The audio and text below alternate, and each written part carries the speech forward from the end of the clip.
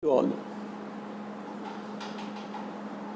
Welcome back to my Python tutorials, and today I'll cover the different kind of licenses that is applicable for the open source software. Open source software, as you have seen in my previous video, is a software which is very open to use, to copy, to modify, to redistribute. Of course, there are licenses also again attached with the open source software. And open source software licenses are the license that basically comply all the again rules whatever we have on open source software. It means easily you can use it, you can say it's mine, freely it is available, you haven't need to purchase it. These all are there just like the open source software.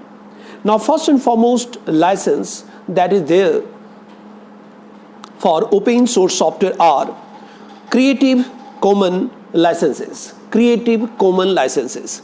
This is one of the licenses that provided by Creative Commons organizations, which is one of the organizations which are giving the license on open source software. Under this license,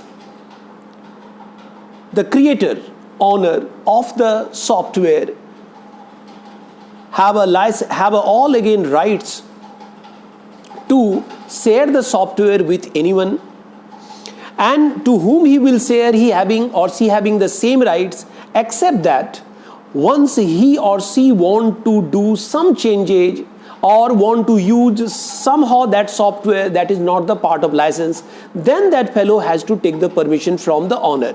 That is what Creative Commons license for the open source software means. If a software again fall under this license or comes under this license category, then I can use it freely so far I want to use it as it is, whatever the license speaks or license says. If I want to make some changes in it which is not there the part of license, then of course I have to take the permission only from the owner.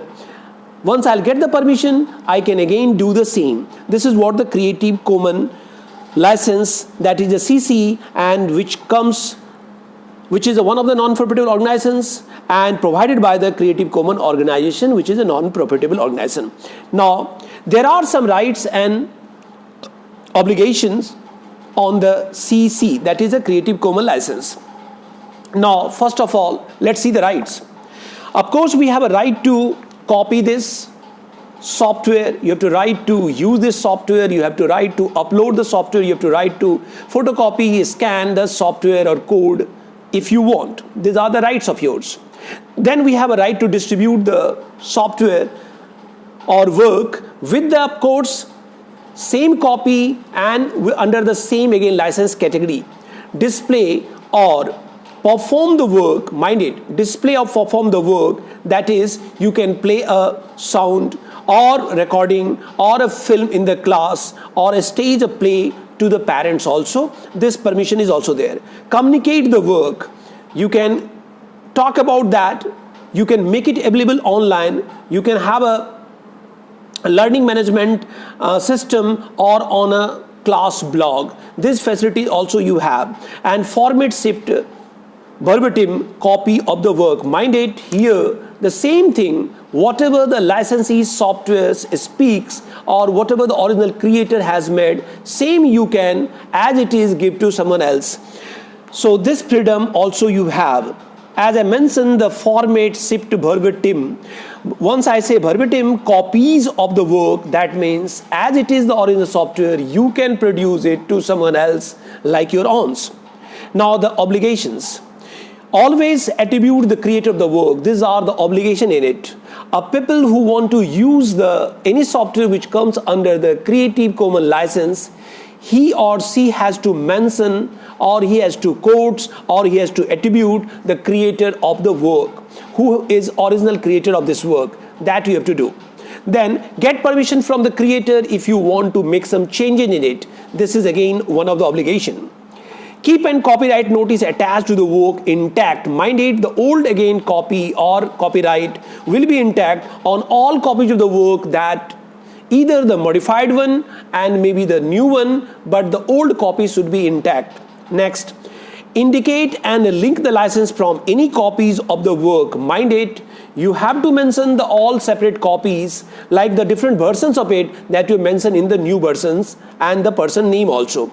And whenever you want to make changes to the work, acknowledge the original work. This of course obligation is there. If I want to use that Creative Commons licensee open source software and I made some changes according to my need, then I have to mention the original creator's name so that it will fulfill the requirement of the license. Now, second license that is for the open source software are GNU, General Public License. Now, General Public License is a license generally again provided for the open source software and commonly used, mostly again used license for the open source software that comes under the GNU, that is General Public License, or GNU Not Unix license. Now here we have a more freedom. Copy the software, you can copy it without again taking any permission from anyone. Distribute the software, you can distribute it according to your need. Charge a fee and distribute the software. You can charge. Mind it, Creative Commons you haven't any right to charge it. But here, if you want to charge in the upgraded version or modified version that you are distributing or redistributing, you can have it. There's no obligation. And make whatever modification to the software you want. This is under the General Public License. It means the license for all.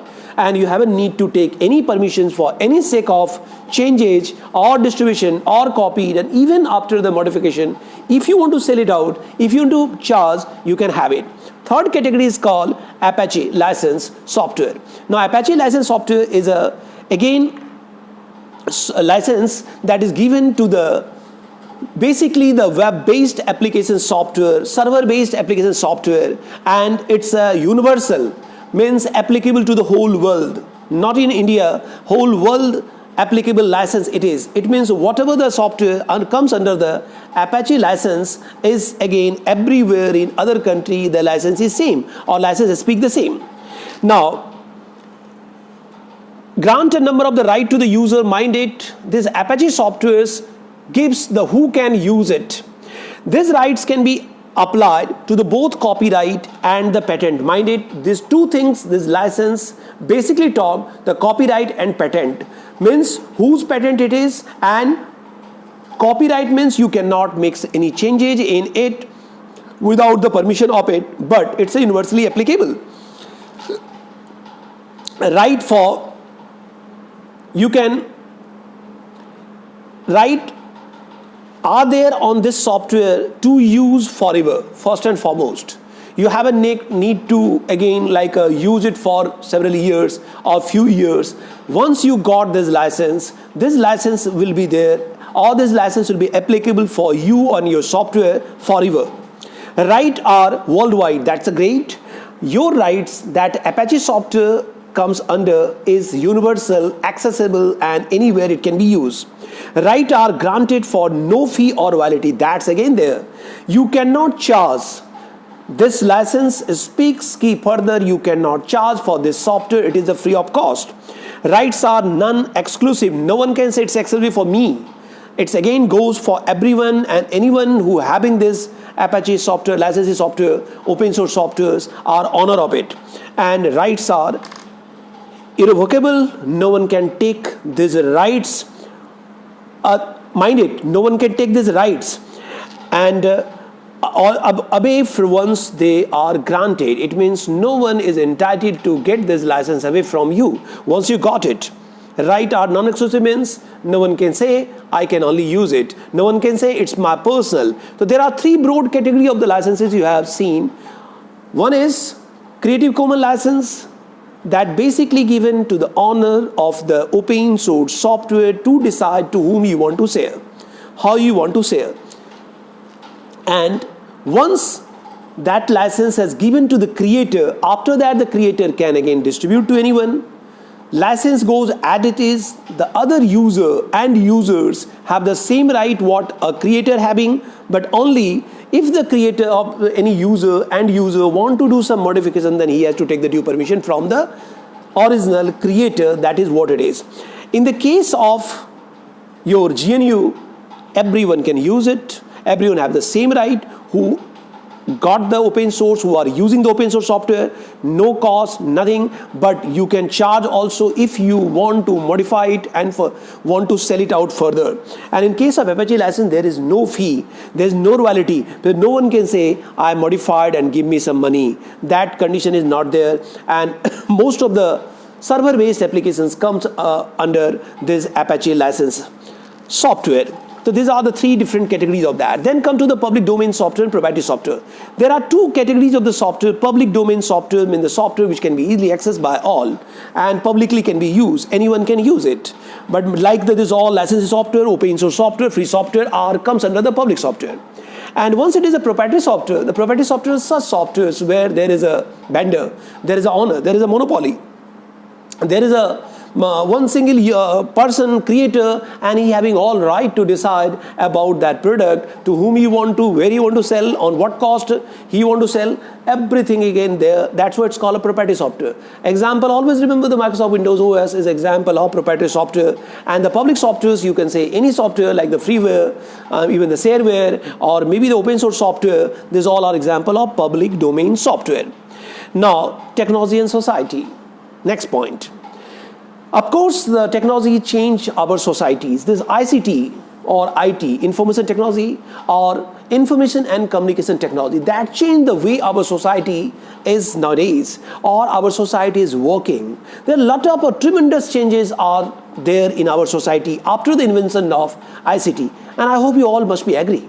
The way of working of the societies, they are more advanced. Informations that are on tips to any individual of the society.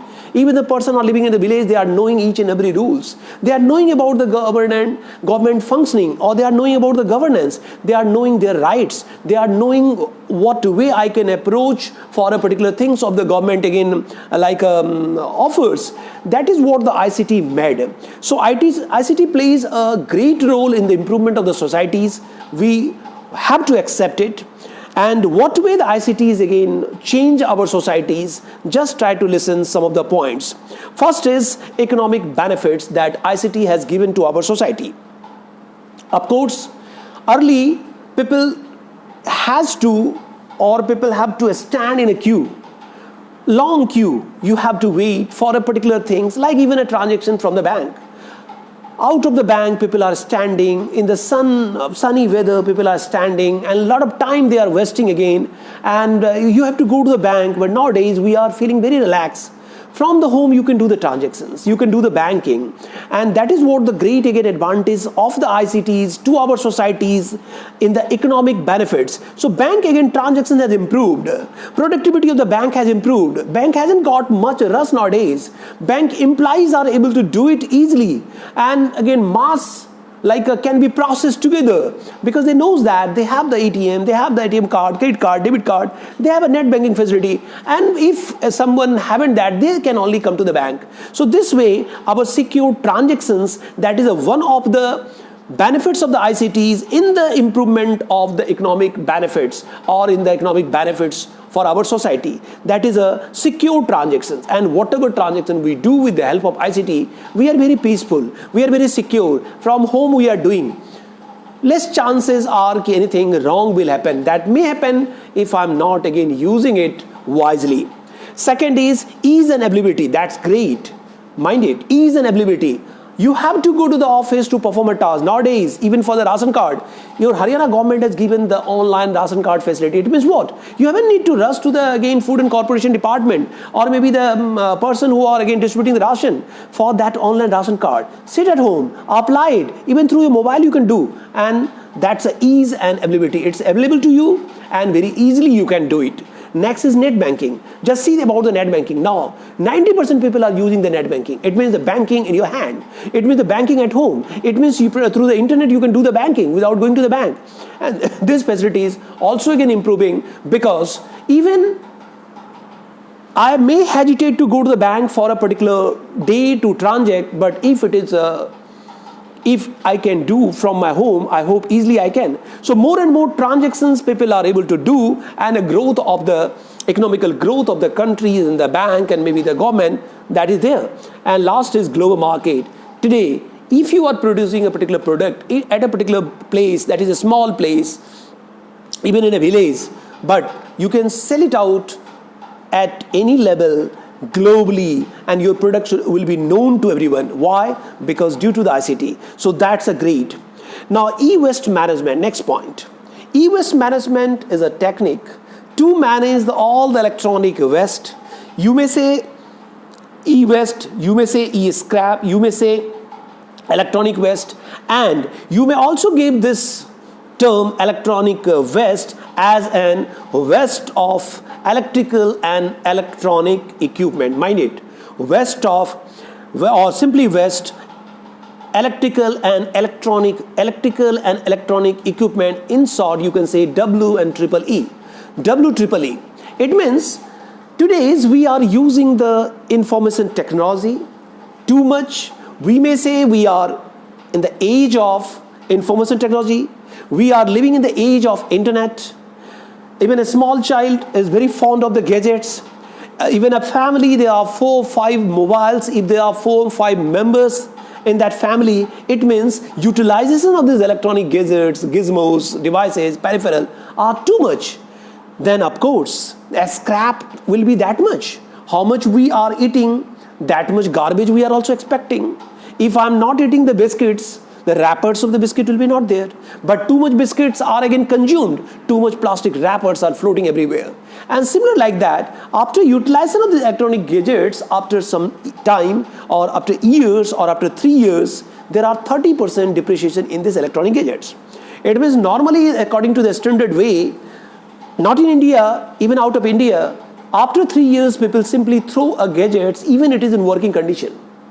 Think about it, any electronic gadgets, even the car, even your computer, even the computerized machine, even your brooms, or maybe the vacuum cleaner, or even your TV, fridge, washing machine, even a utensil cleaner. These all electronic gadgets are supposed to be thrown after the 3 years. That is what standard rules are.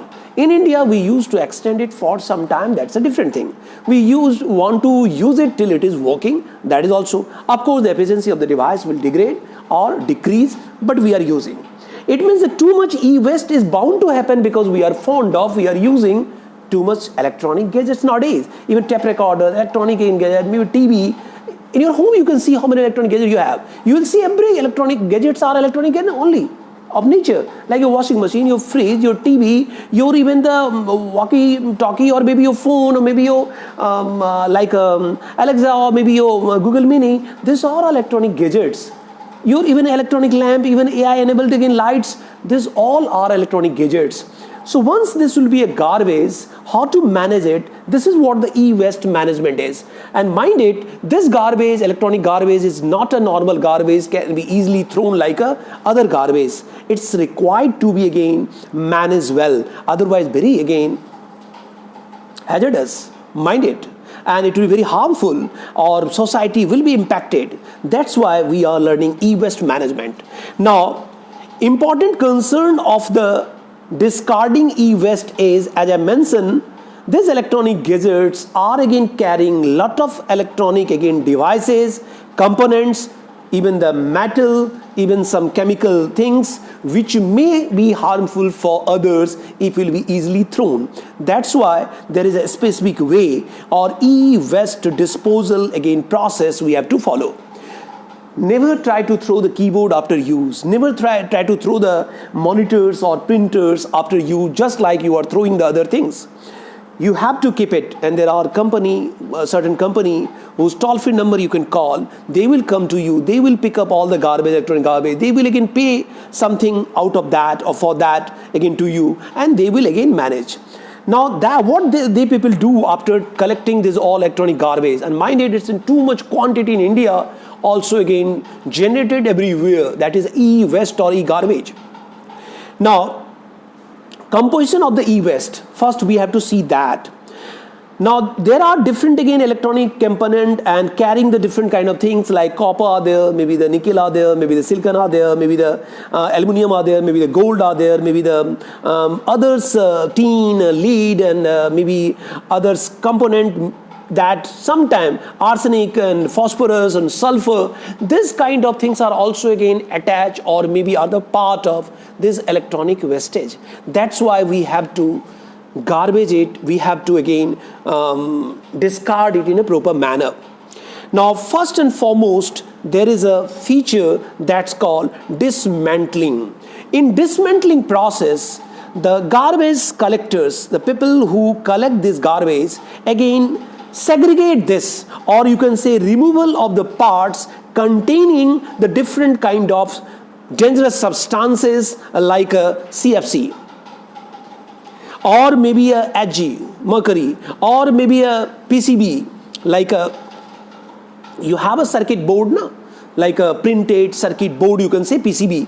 These all components which every electronic gadgets having less or more in quantity are required to be segregated, because every again components have one or other impact if we'll simply throw. And sometimes it can be again take the life of someone also. Mind it, even rag picker, you must have seen some blast again took place once they were picking some rag, or they were there in their garbage collectors and trying to pick something again valuable, and that time some blast took place. What was that? It's again the once this circuit like the PCB print circuit board, you say, once it is there inside it, there are different component electronic gadgets, and with the moisture it's again got what you can say, just simply again blast. That's why you have to take the precautions and to dismantle the things. Copper, iron, which can be valuable and can be used again, are required to extract it. Like all wires, cables, bus wires can be taken it out because it has got a metal, or it use some metals that may be valuable and later can be used also. So this is called dismantling. First and foremost, the thing should be dismantled. Then the segregation of the ferrous metal and non-ferrous metal, that is a segregation also take place. Then refurbishment and reuse, which component can be reused again, that we used to, because again e-waste, some of the electronic part can be reused again, some of the component can be reused again, that refurbishment take place. Then recycling and recovery, then we segregate the things which is biodegradable or maybe degradable or maybe recycled again, like plastic material, other material, that can be segregated. And last is the treatment, disposal of dangerous material and waste, like a mercury cannot be thrown anywhere, or maybe your PCB board. This they generally use to destroy it, to again keep it under the earth, or maybe some area which is not used field, or what you can say empty field, not again the farming field, mind it, there under the beneath of the earth or under the just again ground, we just dump it if it is possible. Otherwise, a thermal process, by the thermal process it's required to be disseminated or required to be destroyed or e-wasted. Most of the cases it has been seen that under the ground this is all dumped, but again at what you can say too much down than the normal earth. Not simply you are throwing on earth, or simply you just again make a dig and you put it, not that, in a proper way. So maybe 6 feet, 7 feet, 8 feet again dig you have to, and then you have to put it, and then completely. But that again sometimes chances are it may be the chemical of that element can be mixed with the water, and water will be toxic, and it may be hazardous for the people who will use that water, or it may be impact the maybe farming land, and if it will be touch, somehow it will be in contact of the farming or maybe your agriculture's field, then it may impact that also. So these are the different again ways by which the e-waste management can be done. Now benefits of the e-waste recycling are plenty, of course. Allows for recovery of the valuable precious metals. If you are simply throwing, you may not get it, but if the process wise it will go, you may recover some of the valuable component or metal that can be again used to have a productions. and protect the public health and water quality. As I mentioned, once people will throw it anywhere in the water or maybe directly in the open area, then it will be very again hazardous for the people, and create jobs, because many people are working for this. If people are collecting, people are dismantling, people are again segregating as a ferrous or non-ferrous material, and likewise so many people are getting the job also, they are getting the money also, and that way this life of many people are dependent on it. Toxic waste are supposed to be segregated. It creates a job for the people and saves the landfill space. That is also there. Otherwise, full of garbage will be there on this earth, and maybe will be not able to breathe or maybe not able to walk. Such huge amount of the e-waste are happening or are there in our country, but we are not able to get it. We are not able to see it because properly it's again garbage. That's why. Now, gender issues while teaching using computers. There are some gender issues also. Like you must have heard, the girls are not getting the much initiatives, advantages, very rare again in this field, or very less interested, you can say. That's a gender issues. Boys considered, I'm again very good in computer, girls consider not a cup of tea of mine. Why it is? Because from the beginning, if you'll see, there's all games or other things that developers are developing that mostly are for the boys, where the girls feel, no, it's not for me. Let the boy, car race, this race, that race. So boys from the beginning are very habitual or comfortable. Later also he or she feels so. There are less number of girls interested. That's why boys always consider good. Chances are also given to the boys only, because number again ratio 70% boys are there, 30% girls are there in the class. And out of that again 30%, 10% girls are responsive, rest other are depending on the boys or maybe just watching. So this gender issue should be avoided. We must again somehow motivate, we must somehow have something with the help of that the girls should come out. It's not that the girls can't do. Another thing, girls maybe again not getting any role model. Like in other field, if you'll see, the Babita Phogat is there, or if you can say Sushil Kumar there, or maybe some actress, so many actresses there. Girls always attract, I want to be that, I want to be this. Why? Because the examples are there already in the society. But no one heard about, she was the expert of computer. Even the Sakuntala Devi, she was again great in mathematics, great mathematician, but she hasn't, though she was also again named like a supercomputer. But how many Sakuntala Devi is there? That's why girls considered, no, it's not for me. So gender issues is that, not that we are, but less number of girls are taking initiatives. Always it has been found in the school and colleges, the number of boys, the number of girls, boys are more than the girls and girls are less than the boys. Now, under representations in India, if you'll see, as I mentioned, 17% of the girls, mind it, a leading engineering institution of the India has reported that about 17% of the girls represented in computer science engineering in the recent year. Mind it, means out of 100%, only 70% are the girls, and that's the main problem. Once the ratio is less, of course, then definitely this gender issues will be always there. Now, what measures we must do, and there are